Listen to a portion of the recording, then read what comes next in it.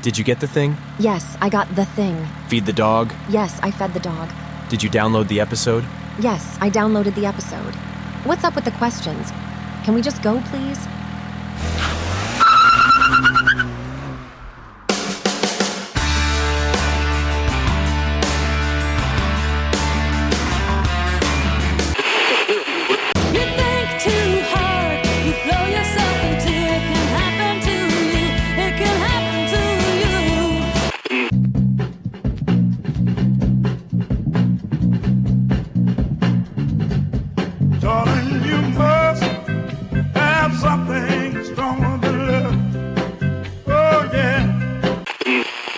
Permit me here and now to promise as a good comrade and a fellow artist that I will not report any of this, whatever it is, to the police.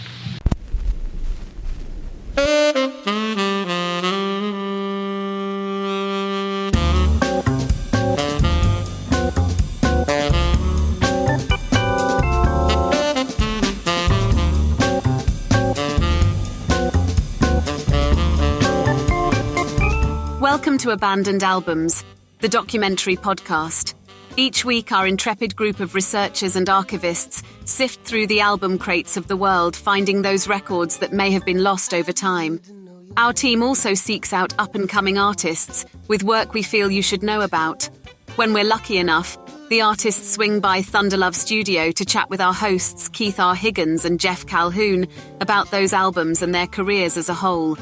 Sit back, relax, and thank you for joining us.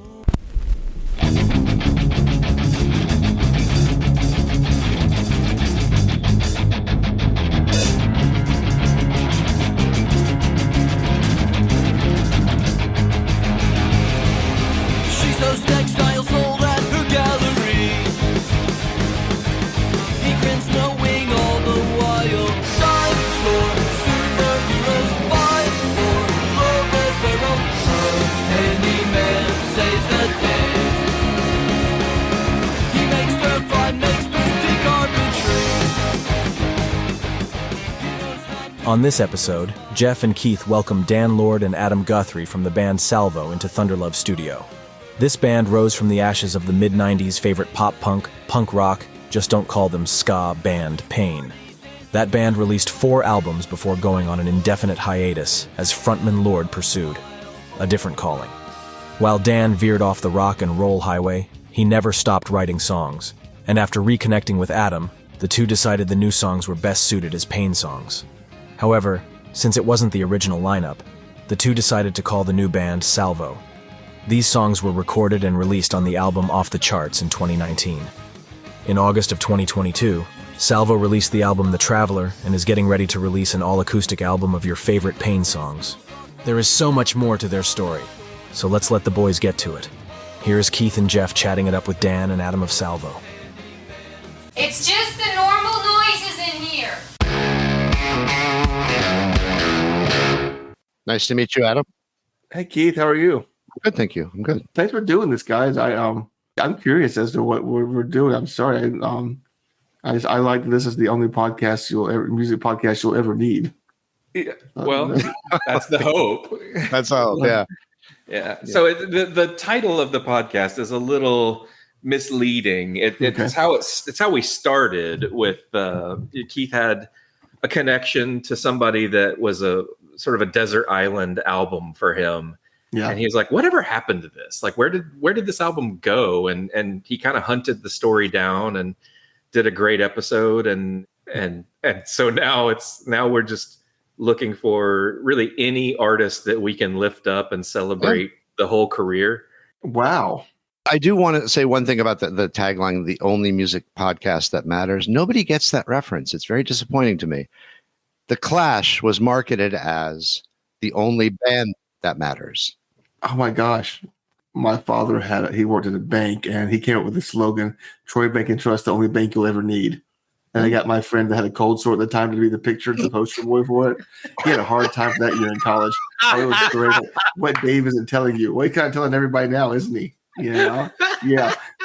I know he was at my apartment in Tuscaloosa, flew home on his bike to Troy, Alabama to get that picture taken. And all these people, some old lady, there was a little kid. The only bank you'll ever need. And then the picture they held up at Harvey's bar was Dave with Everything you'll ever need. That was so great. He was a lonely soul for a while. That's fun in that town. So Keith, we are waiting on Dan to join us. Okay. Okay. My understanding is that Dan will be on shortly. Okay. But I've full confession. Adam and I have known one another. 25 years, maybe 6 months, 25 years, something like that. We go way back. Listening back to a lot of the Pain stuff, I gotta say, kids these days have got it so good. Yeah. One of the draws of your music is that Dan is a singular voice, a unique lyricist, constantly telling these great and fairly robust narrative stories in the songs. Kids these days, when they're listening to your music, they're listening on Spotify and the lyrics are just scrolling past them. They can read along as you're listening. Get off my lawn. Back in our day, we had to figure out what the fuck is a Cocomentritarius.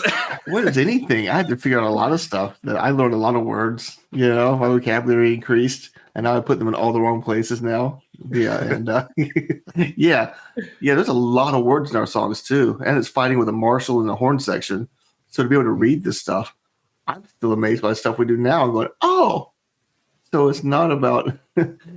I've come up with my own lyrics sometimes. I really thought the song "Anything Can Happen" Day off our Traveler album at Salvo was about a golden robot with our silver robot in the sky. It's a silver rope. There's Dan. Hi, Dan. Hey, everybody. Hey, Dan. Hello. Let me put names to face. So that's Jeff, and that's Keith. Okay. Hi. All right. Hey, thanks, fellas, for having us on. We appreciate it. Thanks for being here. This is great. This is an honor for us. Thank you. Keith, please meet Dan Lord, vocalist, author, overall rambunctious frontman for Pain and Salvo. We were just reminiscing about the memorial toilet from the Chucker. Oh Jason, my gosh! Memorial toilet plaque. We'll give a shout out for that later. I think see if we retrieve that from somebody, buddy. That is, I'm amazed at the legendary status that toilet is a key. It lives on 25 years later. In a recent episode, we had the good fortune of having Karina Denicky on, who was in the band Dancehall Crashers. And okay, yeah. Dancehall Crashers were part of that punk ska crossover thing that was happening in the late 90s that, whether it was fair or not, Pain got associated with. I'm not going to say lumped in, but you were associated with that. Yeah. But I've actually seen you pop up on some ska playlists. I never considered you a ska band. We really laughed about that association for a long time. I once wrote I didn't mean for it to sound abrasive. I really didn't. It was kind of a quasi rant, I wrote something for some article, or maybe it was a blog post, but and that apparently has gotten passed around, and there are people who would approach me in particular and say, "Oh my gosh, man, I hate to, I don't mean to like insult you or anything, but we did always kind of think you were sort of like a ska band." And I always have to rush to say, we really don't care that much. It's okay. We know lots of great ska people, great ska bands. It's a fine form of music. We don't mind being associated with it. Right, Adam? We can say that now. Yeah, absolutely. Yeah. Yeah, and if any ska bands want to give us shout outs, that sounds great. Yeah. So, but you're right. I mean, I never thought of us as a ska band. I mean, that's really not our influences, I mean, it's not for Adam. It never was for Pose or me. I mean, we always liked it, but we were coming from kind of a different place, Johnny, some kids on the show yesterday mentioned a new kind of music, ska. You know anything about it? Nothing but a modern offshoot of reggae. Updated white rock influences. Definitely upbeat. It'll never become really popular because even though they've made the backbeat more conventional, it's still too exotic for mass acceptance. You used the horn section. I found myself bopping around the house, and it's always the horn line that I'm humming. Right. If I'm humming along with the song, right. So you were finding ways to make the hooks in the horn lines, and just because you had a horn section doesn't mean you're ska, right? Like, right. Oh yeah. Well, I mean, for us, the big case in point at the time they were starting, like big heroes of ours was Oingo Boingo. And man, like Elfman used his horn so expertly.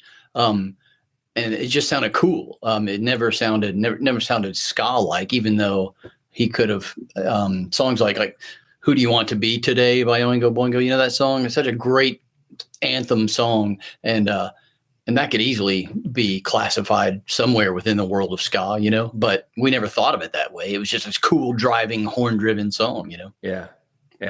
So I want to regale you with a personal story before we get into tracing the career and story arc of Payne into Salvo. And that is, I was fortunate enough to play several gigs with Payne back in the day. And I had a really supportive dad.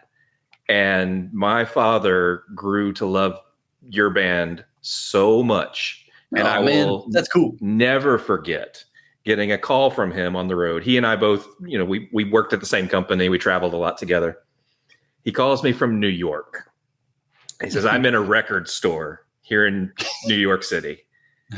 And I went up to the counter and I said, is this Payne? And the guy in the record store, you could have knocked him over with a feather. He was so blown away that here's this dude that just walks in and is like, oh, I recognize this band. I know this band. I've seen it live. And then he had to confess, like, oh, I'm from Alabama, and they're from Alabama, and put the whole thing together. But he was blown away that that your music had that far of a reach and that much. And I was like, oh yeah, they're actually meeting with quite a lot of success. It's cool. I don't know. I like our success kind of went out like a scatter shot, you know what I mean? It didn't blanket the earth, but it went far and wide and landed in little like seed pods and in Invasion of the Body Snatchers, just kind of sprinkled all over the place. And we find them popping up in unexpected places. Gosh, Adam, did you see that message from that dude Alessandro from Italy? Yeah, from Italy. We had no idea that Italy even existed anymore, and yet it's still there. Come on now, dude is there, and he's been listening.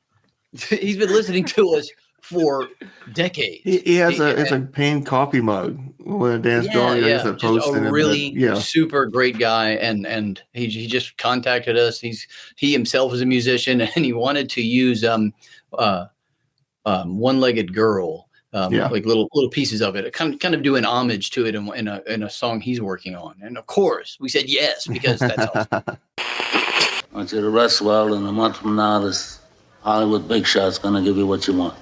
It's too late. They start shooting in a week. I'm gonna make him an offer he can't refuse. Did I insult Italy? I didn't mean it. I love Italy. Well, you didn't know it existed. How could you insult it? No, but that was a wonderful thing to see this morning. Come through at it was. like 2:22 in the morning. Yeah, really cool. Was someone so positive. Yeah, it's been there for, like I said, 25 years. So the Italy story is wonderful, and I think representative of how many people you touched. It just recently I saw, and I think it was on your Facebook page, you posted a cartoon, like a comic strip style cartoon of the song Futz Said Julie.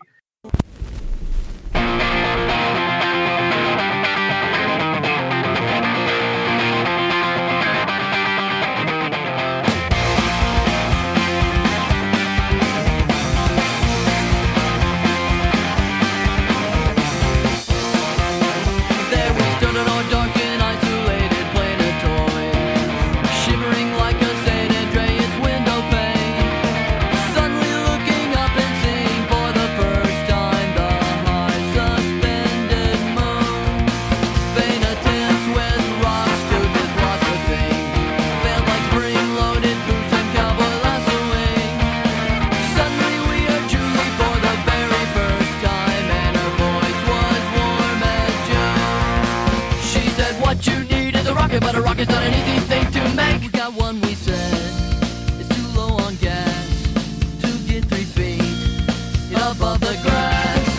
And Julie said, but said Julie, but to run until my return.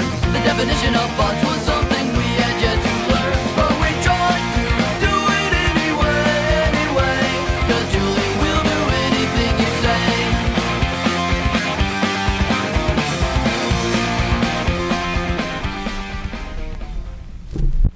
Wasn't that song about building a rocket ship? And who was Julie?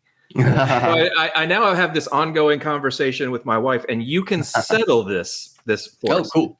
I always speculated that Julie in that song was the babysitter, and you guys were like, we'll do anything Julie says because we like Julie. and I think she comes at it she's like, no, I think it was just like a girl they had a crush on.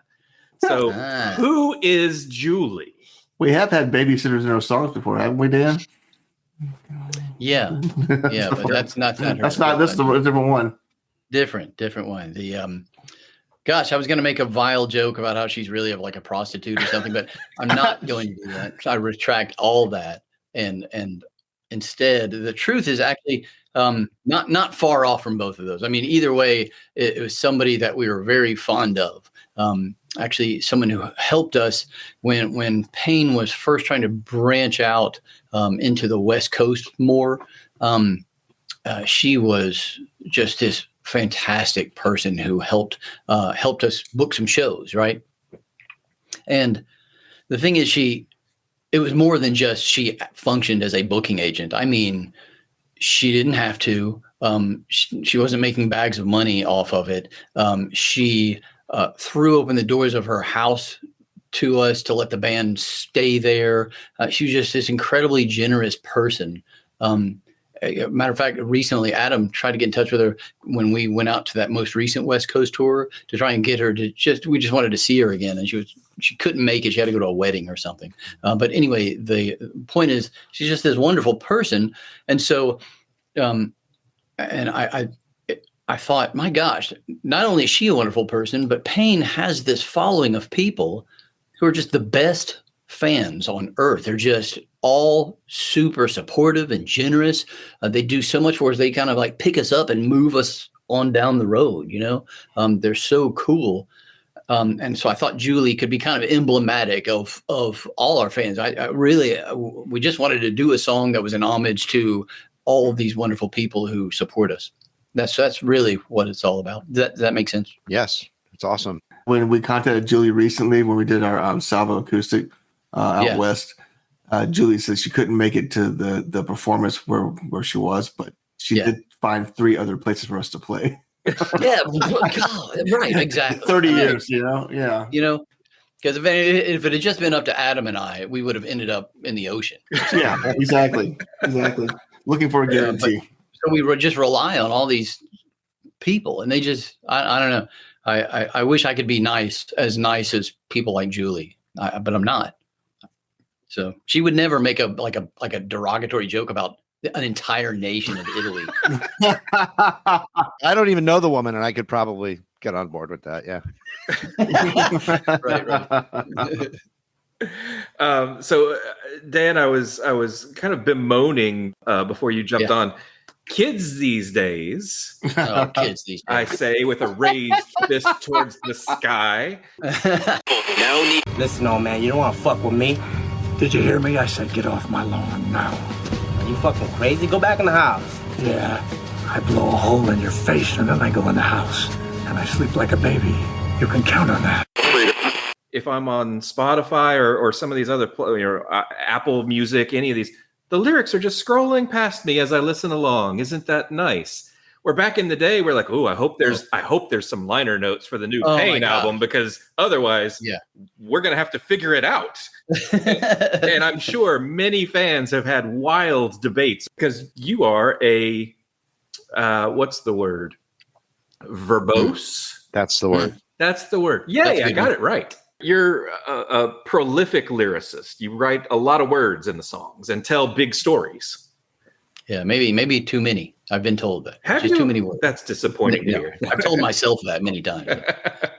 Because then years later, when I'm trying to remember the song, I can't do it anymore. it's a lot of hard work. Yeah. We speed him up. Yeah, We speed him up like, oh, that's how he goes now. That's true. That's true.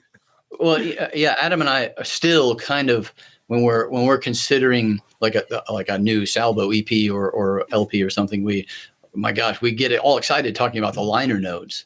And I think we both forget that I don't think that's as important to a lot of people as it is to us. I don't know. I've always, as a music fan, I love to get a new album and then sit there and pore over the liner notes and like look at the names of the musicians and what they played exactly and what all the lyrics are. I love that stuff. Liner notes when we were growing up were like our Wikipedia. Yeah. All right, this person did this. All right, they're also on this. They produced this. They you can truly find out some really, really like secret information that if just by looking at some tiny corner of the liner notes, you know what I mean? Like, whoa, that guy, I know him. He played trumpet in that band or something like that. You know? I think all of our liner notes from now on are going to be in comic book form or comic book zine form. That's how we're going to be able to sell the liner notes, because people didn't know how many guitars were brought into the studio and how many floor toms were used at all times. There are people out there like me who would enjoy that. Yeah, I need photos of that. It was always so like when we did the first Salvo album, it was so fun because I don't know if you fellas know this, but Adam Guthrie can play anything if it has strings on it. And he does. I mean, he finds the most obscure stringed instruments and will like compose a song on them or sing it. Harp over here. And exactly right. And so it's so fun, like in the liner notes, to just type out all the various stringed instruments that Adam Guthrie plays on any particular album. It's just always fun. I don't know. I love that stuff. Banjo, ukulele. Yeah. Oh my God. Balalaika. But I love them. But do you own a cigar box guitar? I have a Guinness can guitar, a one string. Oh, Guinness can guitar. I play slide with that. I run it through a fuzz pedal, and for about 30 seconds, have a lot of fun. Did that make it into the liner notes? That was not used. That was not. It will be yet. Yeah. Yet. Right. Yet. There's always yet. Pain was a band that the energy of the live show. Keith, I want you to picture, if you will, my friend Dan Lord. All I thought was Prince when you did that. dig if you will, a picture. Hauling this oversized, probably 8 foot tall cardboard dummy out on stage as the band performs the song titled Fight.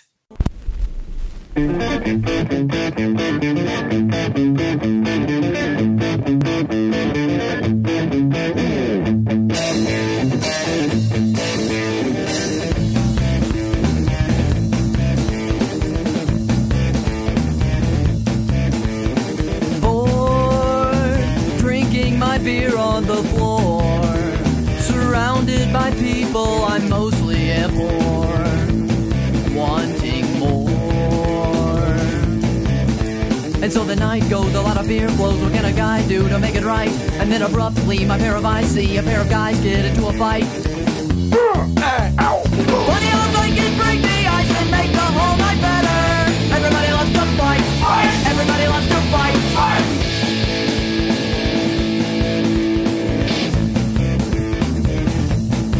I'll squash you like a bug. Everybody loves a fight. Fight. And in the crescendo of the song, my friend Dan Lord chucks this cardboard dummy into the crowd where it is systemically dismembered. Nice. Well done. To the joy of all in attendance. There was never, to me anyway, there was never a down Pain gig. Okay. Adam's like, I didn't hear a question. Was that difficult to sustain? Oh no. No. It was kind of a fun. It became this sort of fun ritual for me. Wherever we go, we'd end up whatever bar or club or bowling alley where we're playing. I would sort of make it a pre-show ritual to just go around and collect garbage and refuse boxes, whatever, and just see what I could make with whatever I had on hand, with duct tape and all that stuff, and just so it was fun. I don't think it ever got old. I never thought, I gotta make another one of these damn things. I never came to that point. It was always fun because I guess because I knew how much people appreciated it. Once we worked it into the show, they just always welcomed it and welcomed destroying it. I don't know. It was cool. Yeah. See that much just carnage left on the floor, and how they're just things torn apart, and what looked so violent when it was not ill spirit, it wasn't. It was great. It was great to watch from the stage, just send it out there, and then watch it go. It sounds like it was more of an energy release than violent. It was, yeah. That's kind of how we always thought of it, and it really is. I think it's just, I think it's just a good thing. It's a good nod to human nature. You know what I mean? Like if you can give them something to focus their destructive powers on, it can turn into a good thing. You're talking about looking at it from the stage. We did a New Year's Eve Salvo. We had 2 trombonists, had our Jason Reed, and we had the man that played on Midgets with Guns came to sit in with us, DeMondre Thurman. And I'm watching a video of Fight from that night when we played the New Year's Eve gig. And when it goes in, everybody's tearing the monkey apart and doing all that stuff. DeMondre's holding up. The rest of the horn players are playing, and DeMondre holds his phone up. And goes, all of it, and it goes back to playing. But it's like I've got to get this on. I've got to get this. I got to capture this. That's so fun. It still happened. I guess we can call the very first album an abandoned album because you really can't find Goggins anywhere. It's not streaming. Oh yeah, right.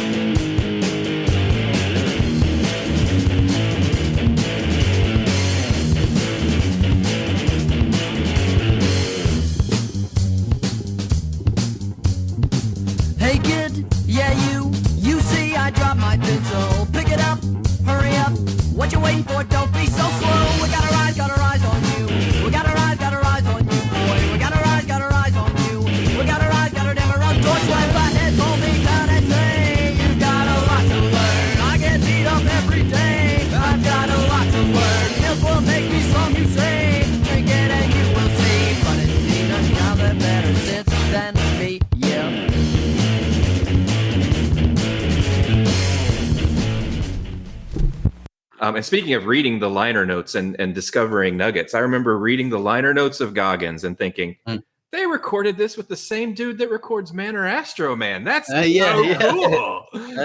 Yeah. That's how we got hip to him. We had at that point we already had a little burgeoning friendship with Man or Astro Man, and they're the ones who got us hip to Jim Marr in Elmore, Alabama.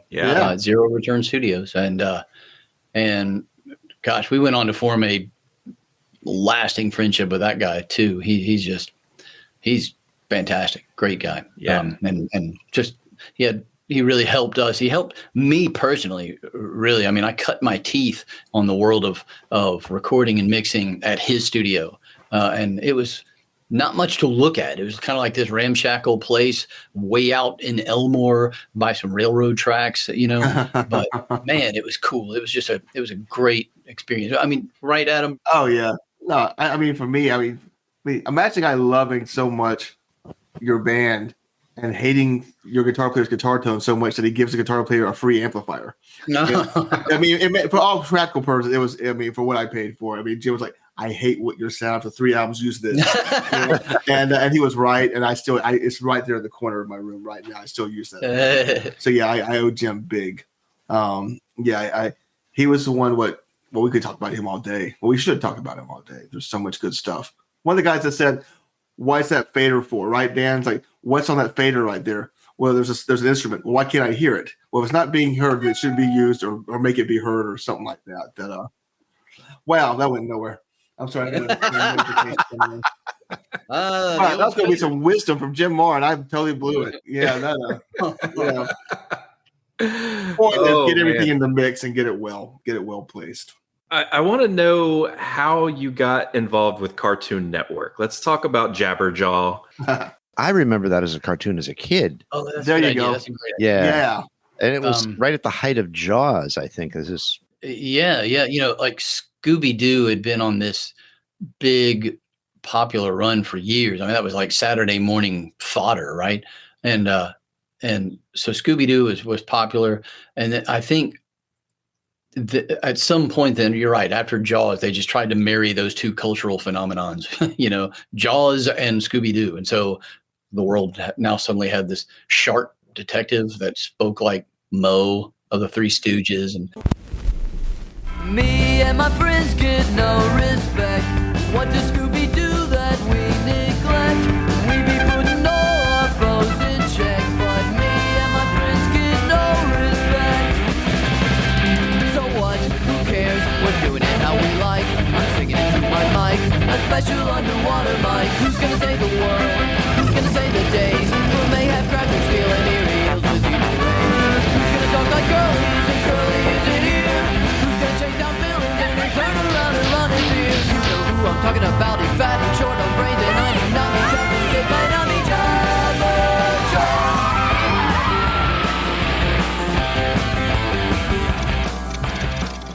I don't get no respect. Jabberjaw! I was always a little confused by the whole show when I was a kid, you know, slightly confused. I would watch it, but I was always with this slightly perplexed look on my face. Yeah. You know? But I mean, you know, there you go. So that was background to our childhood. And then later, you know, as Cartoon Network, you know, years and years down the road, as Cartoon Network really began to take off, part of what they did, remember, was to sort of preserve and rebroadcast a lot of those cartoons from the 70s, right? Like Jabberjaw. And so they're trying to resuscitate them and just kind of push them to new generations of kids. And so somebody there came up with the idea that, and it wasn't just for Jabberjaw, it was some like the other Hanna-Barbera 1970s style cartoons. They were coming up with little trailers and commercials, sort of tailored to those particular shows, but they were supposed to be hip and cool and now and all that, right? And so they wanted to create a commercial for Jabberjaw, like a trailer to push on Cartoon Network to say, okay, hey, you should watch these reruns of Jabberjaw that we're about to start airing, right? And so they already there were people within Cartoon Network, certain people who are still friends to this day, who were already paying fans, and they were of sufficient age to be employed at Cartoon Network and to be kind of the trendsetters, right? And so they already knew about us, so they approached us and they said, "Hey, we've been assigned to do this trailer for Cartoon Network, and we thought maybe you could write the song." And really, it was, I must say, it was really cool. We were, you know, I know Pose and I in particular, we always proceeded with, I think, a fair amount of. I mean, I don't think we were weird about it, but we were always a little hesitant of like record labels and anything that seemed like too much like big corporate involvement, you know. We were trying to stay as independent as we could, you know. And so we were a little dubious, but it seemed like a pretty cool idea, and they were going to pay us, you know, so that was good, which we weren't used to.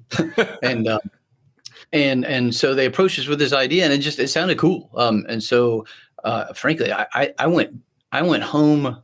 Adam, have I ever told you that? I think I went home. I was like that day or the next day, and that song. I mean, I wrote it really quick. I mean, some songs, you know, you like labor on for months and years. You know what I mean? But that one just popped right out. And so we were able to put it together pretty quickly.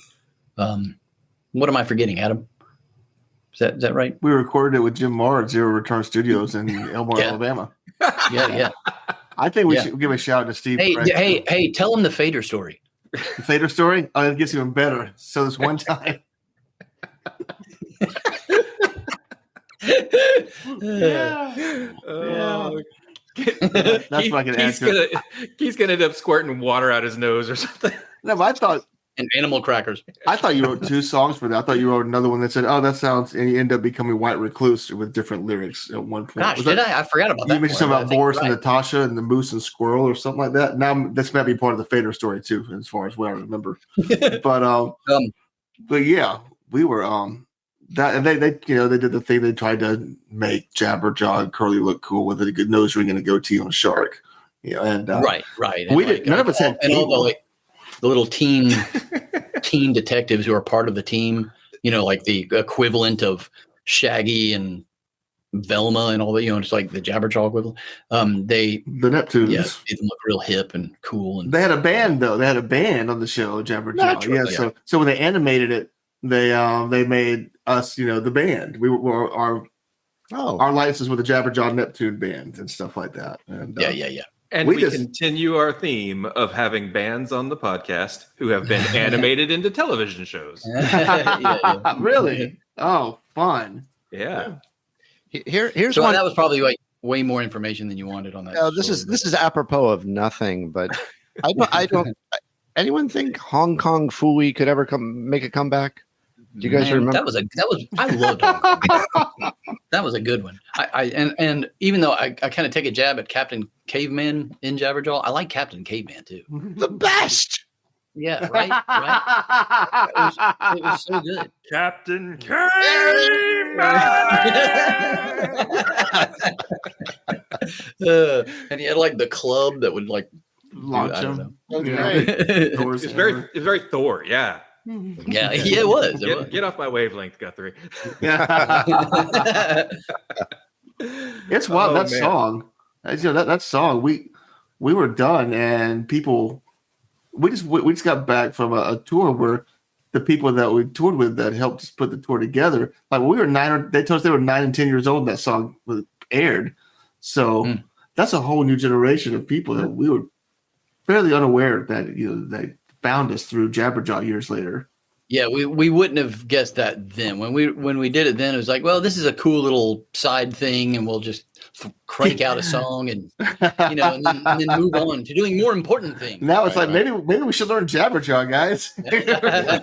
Apparently, people know us for that song, and and it's just fun. It's just the real power of music, right? It just it goes to these fictional countries, Italy.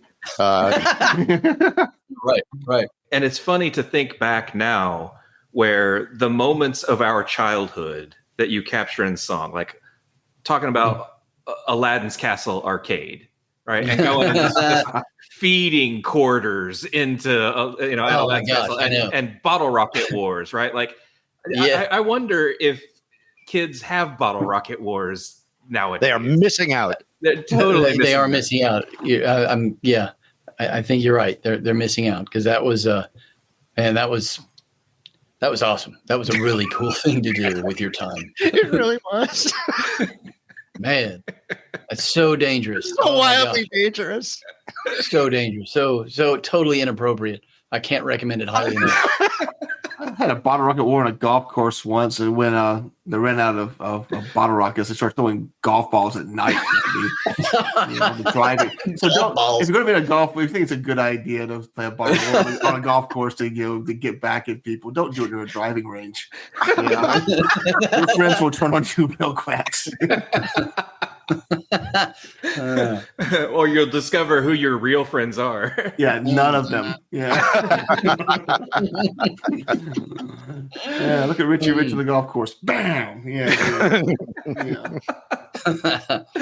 Oh man. So I mentioned Dancehall Crashers, and she talked about that band transitioned away from a horn section. They found that touring with a horn section and having 8 mouths to feed in the band was unsustainable.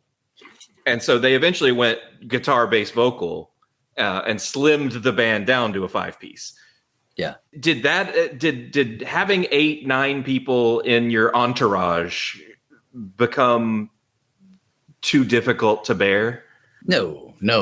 We, I mean, we never thought of cutting anybody. I don't know. It's kind of like, a good way to compare it is like, I myself, I mean, personally, Dan Lord was raised in a big family, right? Bunch of kids, big old giant household, just actually not a big old giant household, like a big old bunch of human beings in this one house, right? But when you're raised in that environment, it doesn't occur to you. You don't look around and go, "Damn, there are too many people in this place." You don't come to that conclusion. It's just what you know. You know what I mean? Yeah. And I kind of think it was the same way with Pain. It just didn't occur to us. It's just simply you just looked around and these were your people and you loved them even when you were driving each other crazy. And it was just this big fun thing. It never occurred to you to say, we really need to get rid of him and him. It just didn't. That wasn't the way we thought. The instrumentation seemed essential, and just just working with people. It never crossed our minds. Yeah. I mean, don't get me wrong. There's plenty of in-house antagonism going on at all times. Lots of running, sarcastic motifs, particular objects of ridicule. We had that going on, but I think it was always within a context of love. 2 miles. Explain that, Adam. Explain 2 miles. Some people can't speak for 2 miles from the van. Now that sounds like a family rule right there. Yeah, exactly. Just when somebody's really getting going too, and 2 miles. Yep. Sausages get thrown out the windows. All kinds of craziness happens. Madness. Right. Yeah, there's stuff like that. But I mean, the fact that we'll get to probably, but I mean, Pain and becoming Salvo, that we called these guys back and they came back. They had to fight the 2 mile rule again. And so.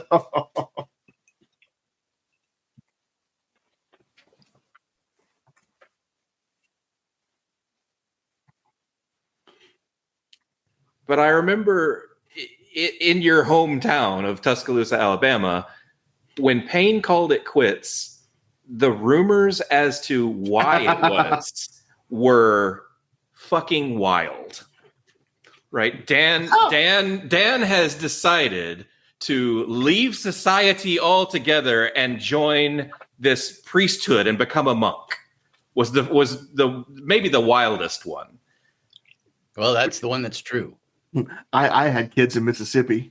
Yes. I didn't leave them there, but apparently I ended up there too. Apparently, I did play in a country band. Yeah, that part was true. Yeah, but there was some crazy stuff there. Let's lean into that, Dan. That seems like a major decision. I glossed over it. Now. I totally glossed over this now at this point. Yeah. Okay. Yeah. Story. Yeah. And then I know. I was kind of hoping we would find out more about Adam's kids in Mississippi. Yeah, I'm curious about them too. Sure, we can come back to this. They could use a hug. How does that happen? How do you go from being the front man of this ridiculously high energy band to saying, I think I want to join the priesthood? Jason Reed thought it was a lateral move. Said, Dad's got this guilt. He lives off $20 a year. Really, it's a lateral move. Yeah. Right. Wow. I don't know. I like to think that I'm the kind of person who follows his heart, and if I've decided that something is right, I'm pretty good at taking all the normal, logical, rational kind of thinking that other people might use. I'm pretty good at taking that, just throwing it away, and saying no. Those arguments don't apply here because this is the right thing to do, so I'm going to do it. And that seemed like the right thing to do. Adam, you may like reach through the screen and punch me. I don't know, but I mean, I don't regret doing it. You know, I felt a big call to, because in a lot of ways, I don't want to like get all super serious and deep here, but like in a lot of ways, I was starting to feel very lost. And I was losing a sense of myself, you know. And then I felt this really strong call that I needed to go and find a way to live my life that was specifically geared to other people. You know, I don't think I realized how much, like as I was approaching 30, you know, even though I'm in pain and pain is going well, and I'm enjoying so much what we do in pain, that at the same time, it was turning into this kind of black hole in me where it's like, now that's all I'm thinking about. That's all I'm thinking about. That's all I'm doing. It's all about me. How can I get me to become even greater and more powerful and more wonderful? How can we expand this into an empire of Dan Lord? And it was starting to kill me. You know what I mean? That wasn't good, but I still didn't know it. I didn't diagnose that. I didn't say that to myself. I thought, oh my gosh, I think I'm like thinking too much about this one subject. I didn't come to that conclusion. All I know is I felt this call to like, Dan, you need to go and find a way to give to other people more instead of always thinking and focusing on how to feed yourself, you know? So that I think is like the coolest thing to come out of it all. You know what I mean? I mean, once I did that, and I kind of went outside of myself and looked for God. And then once you do that, you're looking not just for God. Right on the heels of that, you're starting to think, okay, so how do I focus my energies to be at the service of that person and those people and that group, you know? And so that's what started. Like it led to me doing a lot of things that, you know, aren't cool to really talk about. And it's not like anything you want to like put on a podcast, but it was, you'd be surprised, cool, you know? Yeah. So, and not the least of that would be like all the kids that I have now, you know, man, once you like give yourself up to fatherhood, man, that's like total self-abnegation. You know what I mean? That's just like, it's not about me anymore. Not one tiny bit. It's all about them, these little people. They're the ones who are most important, you know? And I told Adam this later, that as a result, I think now, I mean, I don't know if we're making better music or if I'm a better musician or anything like that. All I know is now, I can be a better person, a better bandmate, a better friend to Adam and to everybody else. You know what I mean? It kind of clears my mind a little bit, and I can, you know, like we're doing things now, like Adam and I are collaborating on the music in Salvo now in ways that I didn't even know how to do back when I was in my 20s. In my 20s, it was always about, I have a song idea, and this song idea is going to be the greatest song idea. And now everyone needs to listen to me so I can tell you what to do and what to play, and here's how we're going to do it. And that would be like my big focus. You know what I mean? But now I'd like to think, Adam, I'm more chill. Don't you think? I think that the trust we have is just an extension of, you know, of just our bond and friendship and love, and that, and that it's a new adventure. This collaboration of trust. It's like, like just what we're doing musically with each other, and just the road trips and stuff. This is oh my God, we're taking some chances here that we haven't. That shouldn't be chances for some people, but for us, you know, just we get kind of. It's different from what we've experienced before. It feels really good. It does. It's healthier, I think. And I think it's, you know, leading to some pretty cool songs. Yeah. In their own right, you know. Can I poke into that a little bit, Dan? You talk about giving back and going into the priesthood. Can I safely presume it's the Catholic priesthood? Is that where? Oh, yeah. Not like a Buddhist. Like, yeah. I'm wondering, you're giving to people when you're creating music, when you're creating art, and you're on stage in front of hundreds of people, and you're giving. Yeah. I think that has just as much value. Yes. Yeah. And the thing is that I didn't know that. I think I know that now. Now it's like I have more of a sense of responsibility. It's like when I'm thinking about songs, when I'm thinking about music, and even the way that we market ourselves, I'm more aware of what's good for the fans. What do our people want us to do for them that will make in any way their lives better? That's more on my mind than it ever was before. You know. Okay, and you got that from the priesthood. Yeah, right on.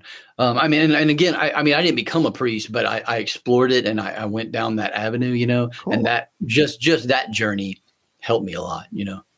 So I'm like, I think like maybe at least 10% less of an asshole than I was before. How many years between the end of Pain and the beginning of Salvo?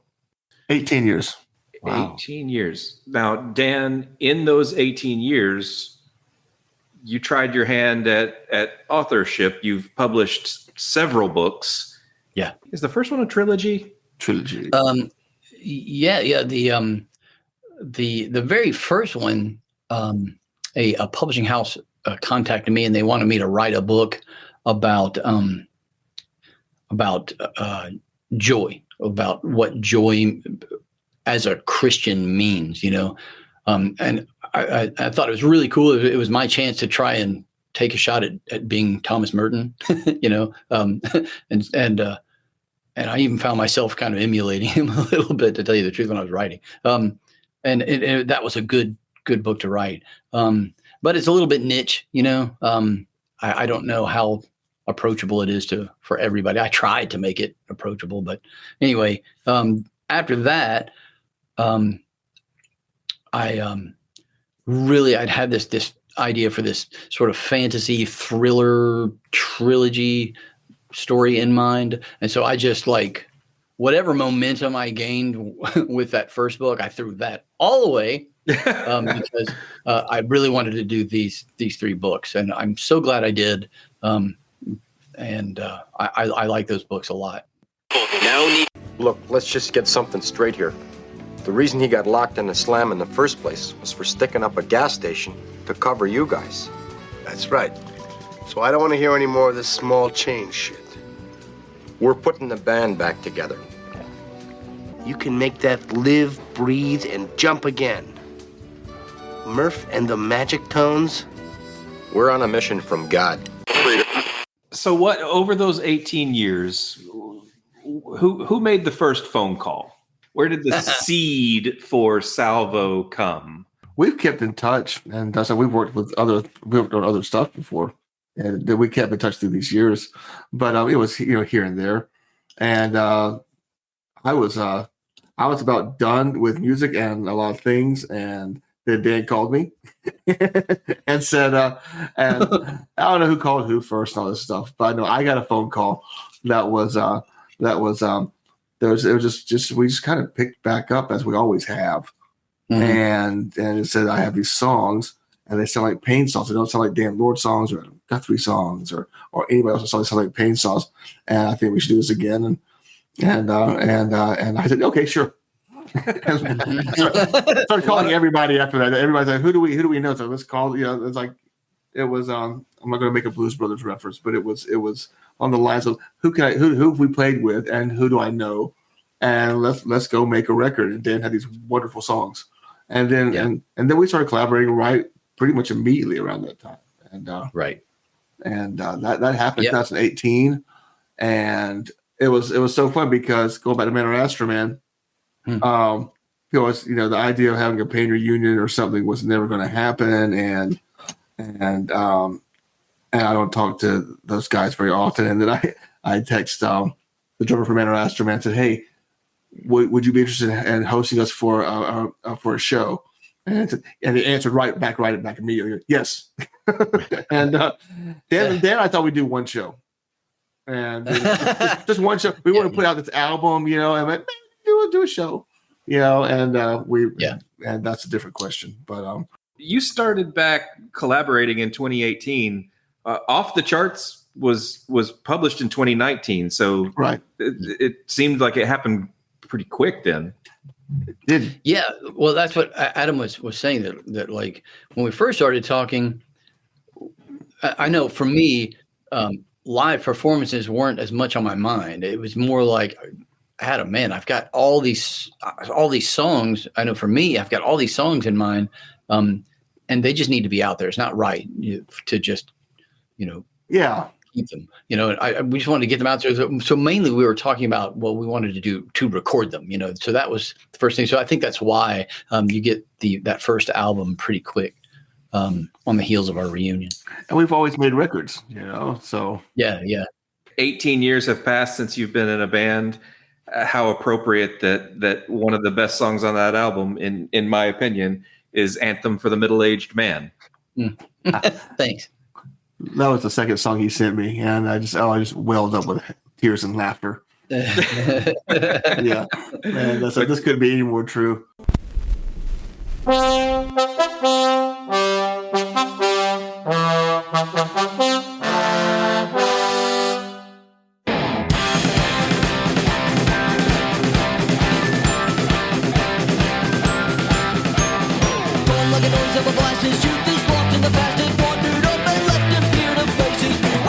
Brand new year, goodbye to the laurels and the quick, easy victories. The low hanging fruit it was too sweet for him anyway. Bones and visions, we can climb up like a turtle, but his heart is powerful. He's the middle-aged man.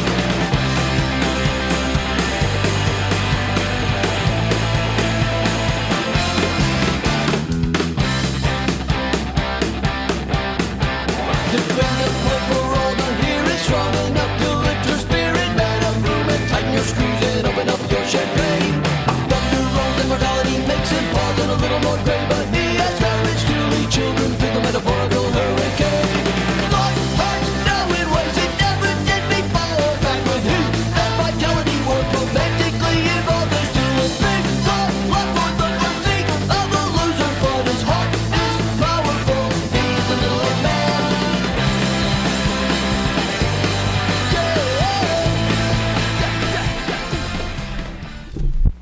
It's been quite a training montage for me the past couple of years, and I feel better than I ever have now. But learning how to do these songs again were a lot of fun, and picking up with Dan again, the way that Dan explains his writing, the way I interpret it with grunts and gestures and stuff. And,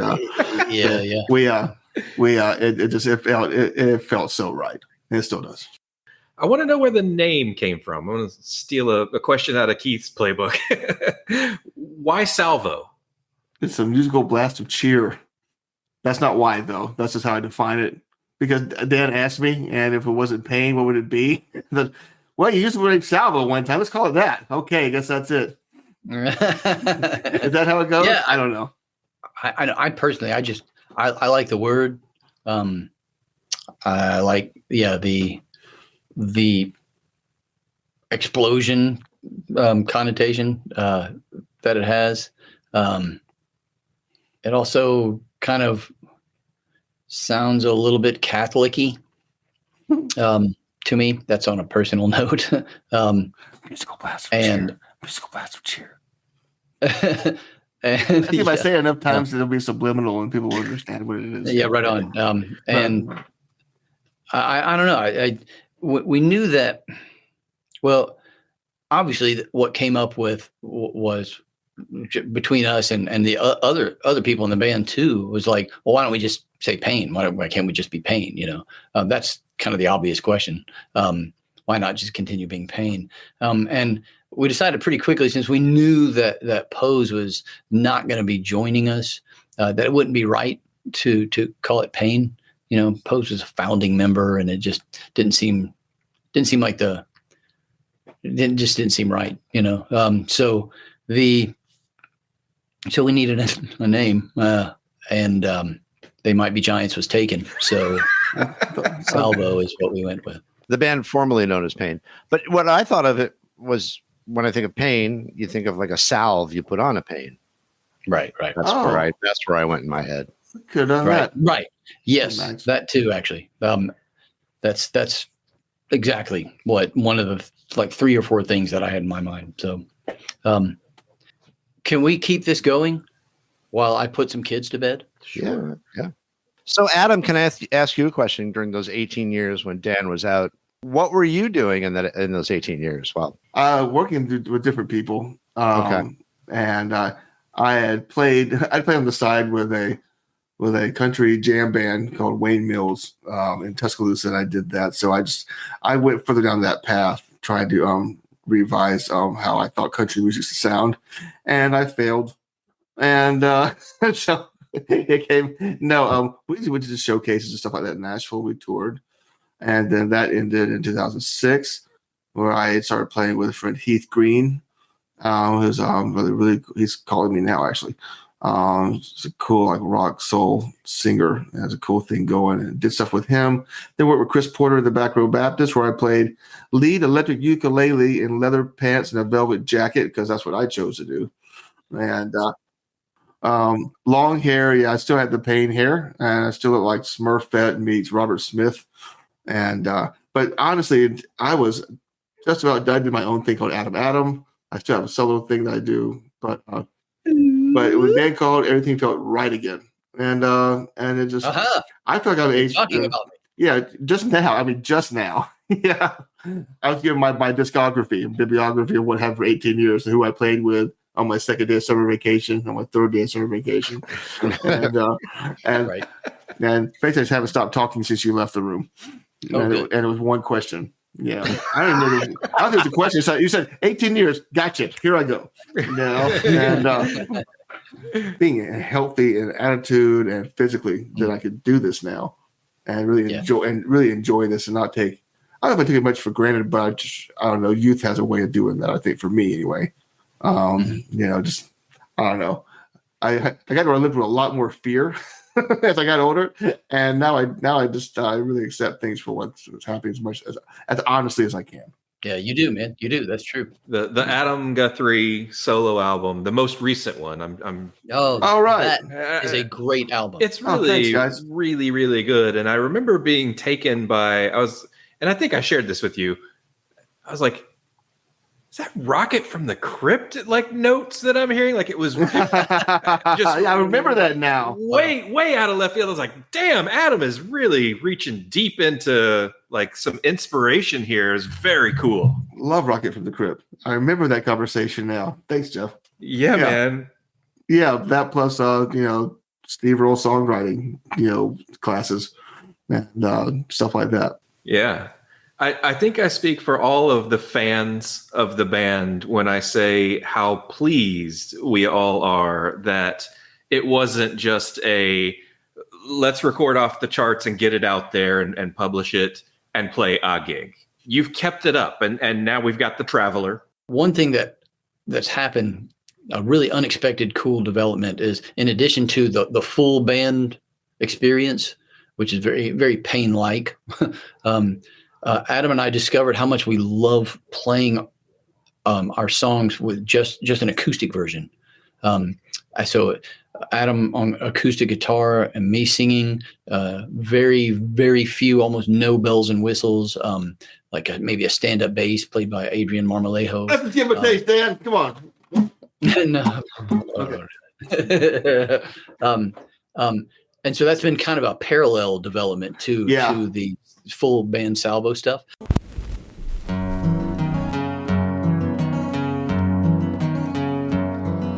The Argonauts always intrigue me.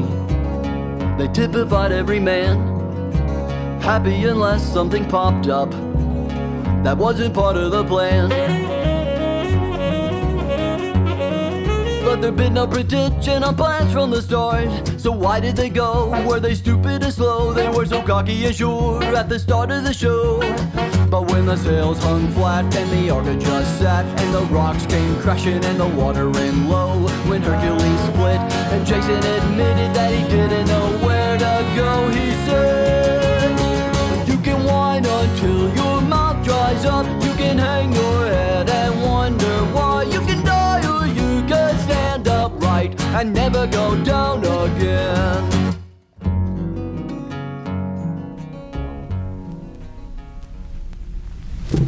Over this past summer, we recorded a little flock of Pain songs in acoustic form, right? And so that'll be available for streaming towards the end of this month. Oh, wow. And it's really cool. It's basically the Salvo Pain acoustic album. It's like 10 songs, all these Pain favorites. It's just acoustic guitar, me, stand-up bass, and there's some horn work there too by Jason Reed and Christopher Johnson. And it's just cool. It's really cool. So that's one thing. But we always said from the very beginning, Adam and I, that we didn't want to just rehash Pain stuff. You know, we wanted to try and create new songs and try and find some new, blaze new trails and stuff. And so this next EP that we're going to release in February of 2024, thereabouts, I just am so happy with these songs. It's like an EP of songs, and they're just cool. They're rocking. They're fun. They feel like some of the best stuff that we've ever done. And it's got like a little backstory to it as well. And I'll let Adam talk about that. Q Fader. Yeah, Q Fader. Yeah. I speaking of that, I sent the songs to our drummer Will. Yeah. And he said, "So you guys re-recorded Pain songs?" I said, No.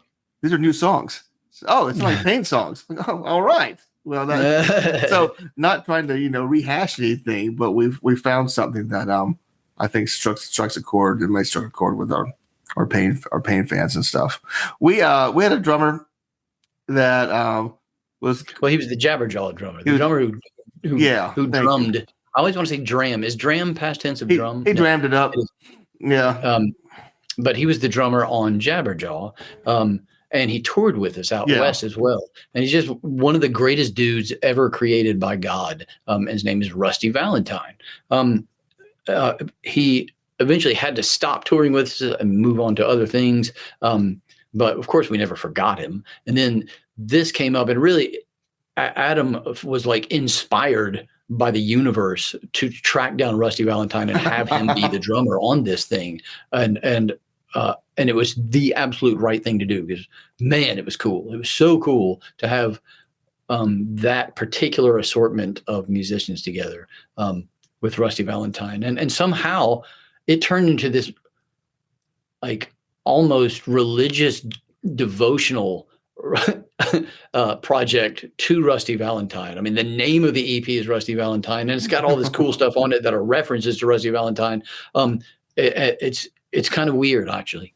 That's a great name. Yeah, he doesn't know what he did to really just endear us into for us to call him 25 years later. It's 25 years since the summer that he went on tour with us that we met Rusty, and that was the last time that I saw his penis piercing. Oh, really? The last time? Yeah. Oh, all right then. Yeah. I haven't seen it since. It's wonderful to see the two of you enjoy one another the way that you do. It's obviously a special friendship. Man, it was so cool because Adam and I recently returned from that West Coast tour. We were just out west, going up the West Coast, playing just he and I, the acoustic act, the acoustic version of Salvo, right? And man, it was just so cool. It was like, to have like my best friend next to me like that, and we're playing these shows again, and we both feel, at least mentally, like we're eternally young or something, what I mean? Even like while our backs are killing us from driving and all that, and we're ancient and withered now. Our hearts were just like completely filled up, and it was so cool. I can't tell you what a treasure it is to have a best friend like Adam. Dan is a wonderful anxiety reliever on the road. I think I handle things pretty well, but it was still I left. I started the tour as a ball of anxiety, and by the end of it, felt like it was a thimble left of anxiety. It was a thimble of anxiety. I don't know why I said thimble. I tried to think of another word. I was going to say a smaller ball of anxiety. But a smaller ball. Yeah. You were a smaller ball. It was wonderful to do this with my best friend and to go out and to reimagine these songs, by the way. It's like the ultimate test of a song's worth, I mean, if you can reduce it to vocal melody and a guitar, and it still sounds pretty good, then you got a pretty good song on your hands, you know? Like what Ben Folds said, 7 chords and the truth. Well, that's what we did. Yeah. You know, that sums us up. You know? I got to tell you, Dan, you're talking about influencing or impacting other people.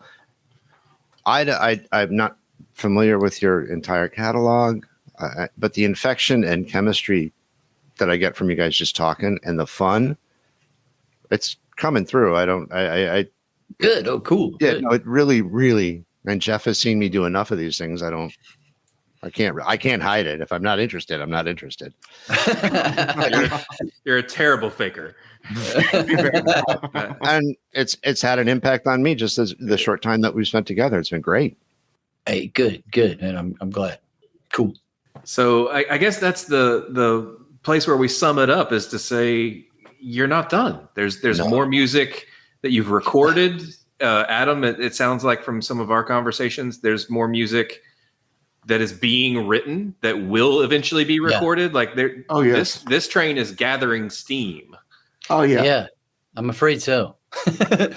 I mean, we had so much to give with the Traveler album that was a concept album. So there's a lot invested and involved with that record. It's 15 songs. It took 2.5 years to make, or 2 years, you know. So to come out of that and say, okay, we've got recharged. Let's say recharged. I'm giving too much away. It was hard. All right. It was hard coming out of COVID. It was hard. We went through a lot of changes and stuff. And that's our story. You didn't ask about. But I'm saying because of that, you know, so what do we want to do next? So we'll do this, let's do that. And going on tour and playing, just getting to connect the two of us and to play with our friends again. We've got a lot of material on the way. We're excited to see what happens with it. It's really exciting. I'm so glad that the story isn't over. Dan, you are genuinely one of my favorite lyricists in the world. Yeah, it needs something else. Yeah. It's fun. Yeah, you are a singular talent. Your ability to put narrative in song is really unique, and the perspective, again, I don't know that there's anybody else in the world that has captured some of those childhood moments the way you have. So I am forever grateful and forever a fan. So I appreciate you guys coming on the show tonight and sharing some stories, and we'll put it out there to the listening audience and the community. If you have the Jason Reed Memorial Toilet plaque, yes, please let us know. We need that. We need this. We're in search. Hey, thank you. Thank you guys so much, very much. Thanks, Jeff. It's good to see you, buddy. It's good to see you. Wow, that was really, really enjoyable. Thanks, fellas. Thank you, guys. I really appreciate it. Thank you both. Yeah. All right. Cool. Many thanks to Dan and Adam for stopping by to share some of the stories behind their remarkable career. Check out the show notes section for links to everything mentioned in this episode. This episode of Abandoned Albums was written and produced by Keith R. Higgins and Jeff Calhoun. The show was recorded at Thunder Love Studios, where it was engineered by Daphne Miller, with help from John Thomas. Abandoned Albums was edited by Mike Hunt. The songs you heard during this podcast were Handyman, Futz, Said Julie, Fight, Milk, Underwater, the Jabberjaw song, Anthem for the Middle-Aged Man, and the acoustic Upright. You can stream both the Pain and Salvo catalogs wherever you stream your favorite music. And be sure to check out Salvo's Bandcamp page for the release of the upcoming acoustic album. We've included links to everything in the show notes section. Please remember to support independent artists. Original music by Mike Pellegrino. Our theme song is All I Want by Pete Belasco. In the opening of the show, the songs you heard were Livin' in a Dream by Archangels, Think Too Hard by Sid Straw, and Stronger Than Love by James Carr. If you like what you've heard, please be sure to subscribe and leave us a rating. It really does help. Thanks for listening. Grazie. Daily Leaf. Rob Janicki. Mike Pellegrino. Thurina Vella. Ronnie Barnett. S.W. Loudon. Michael Janicki. Peyton Janicki. And our executive producer. This is Thunder Love. Abandoned Albums receives funding from Kramerica Industries. Protect what you value. Kramerica Industries, made in America by Americans, mostly, and headquartered in America. Kramerica.com.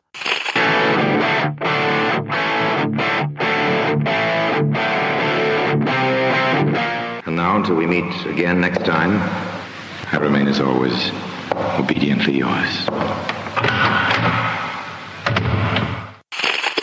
Abandoned Albums is a production of Paw Print Media.